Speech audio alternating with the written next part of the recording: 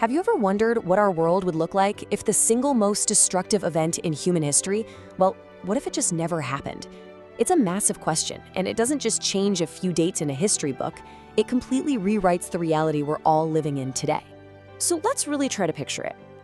Actually close your eyes and imagine a world that never saw the Blitz. A world that never knew the codenames Normandy or Hiroshima. A world that was spared all that fire. But what would actually rise from ashes that never existed in the first place? The first thing you'd probably notice is the quiet and the skylines. Think about cities like London, Berlin, Tokyo. They'd be whole, unbroken by bombs. An entire generation of millions of people wouldn't have been lost to the trenches and the front lines. The physical scars of war, they just wouldn't be there. But that peaceful surface would be incredibly fragile. All those things that led to the war in our world, the intense nationalism, the economic disasters, the unchecked ambition of empires, they wouldn't have just vanished. They'd still be there, simmering right below the surface. A world that looks peaceful, but is actually a powder keg just waiting for a different match to be lit.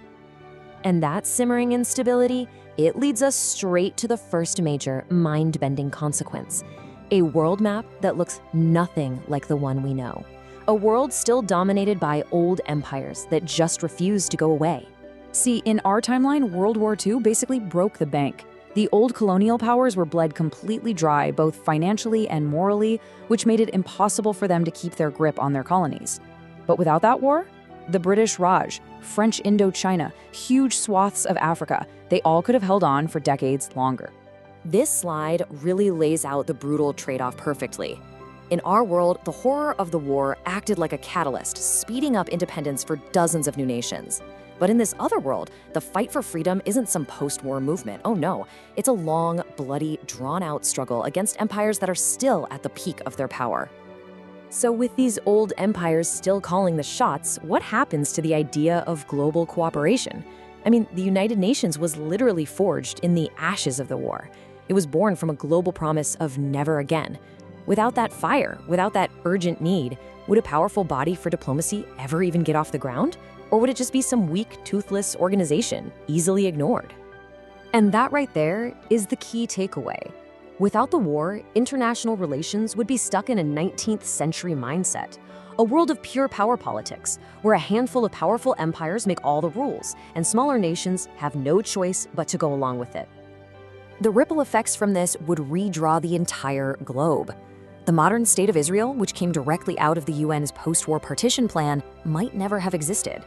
The entire power dynamic in Asia between Japan and China would be completely different. The very foundations of our modern political world would be gone. It's not just the political maps, though. Think about the technology that's all around us. The very screen you're watching this on right now, the jet you might hear flying overhead, would any of it even exist in a world that never felt the intense pressure of total war? To really get this, we have to understand a key concept: wartime acceleration. It's a simple and kind of brutal idea. Nothing, and I mean nothing, drives invention quite like desperation. The absolute life or death need to win a war doesn't just encourage innovation, it forces it forward at an incredible, almost unnatural speed. World War II was like a technological pressure cooker. Ideas that might have taken 50 years to develop in peacetime, things like jet engines, long-range rockets, radar, were forged into reality in less than 6 years. All of it driven by that relentless pressure to survive. And this leads to a pretty startling conclusion: the entire digital age would be put on hold. The very first electronic computers weren't built for fun or for business. They were built to break Nazi codes at Bletchley Park. Without that urgent problem to solve, the whole computer revolution, the device in your pocket, the internet itself, might have been delayed by decades.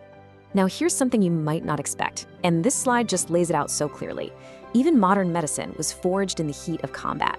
The desperate need to treat millions of casualties on the battlefield is what forced the mass production of penicillin. The sheer volume of injuries drove massive advances in blood transfusions and trauma surgery. Life-saving tech we completely take for granted would have shown up years, maybe even decades later. And what about space? The space race wasn't just some noble quest for exploration. It was the Cold War, fought with rockets.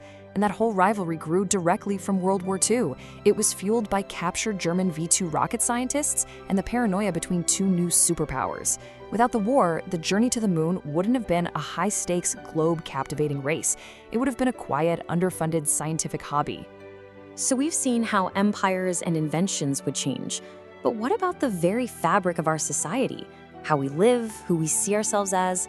That would have been woven in a completely different pattern. The war didn't just redraw maps, it completely redefined society. As this slide shows, millions of women were pulled into the workforce to build planes and tanks, shattering old norms about gender roles. It was a massive social shift that really helped kickstart the modern fight for equality. And that's just one thing. Without the war, would the civil rights movement in the US have found the same catalyst? Would global migration patterns look anything like they do today? Our social world would be unrecognizable. So, okay, after we look at all of this, the enduring empires, the delayed technology, the slower social progress, you start to arrive at this really profound and deeply uncomfortable paradox. This is the great trade-off, isn't it? A world without World War II would have been so much less broken. It would have saved tens of millions of lives from absolute horror. But it also would have been so much less changed. A world potentially stuck in the imperial structures, the social norms, and the technological pace of the 1930s. And this is the question I really want to leave you with, because there is no easy answer here. By avoiding the 20th century's greatest tragedy, would we have actually built a better world? Or would we have just created a more stagnant one, slower to fix its own injustices, and way, way slower to reach for the future? And maybe that's the final, unsettling truth of it all. That sometimes the very same moments in history that bring unimaginable destruction are also the ones that are necessary to force change. The forces that tear down an old world are the very same ones that, from the ruins, end up building our own.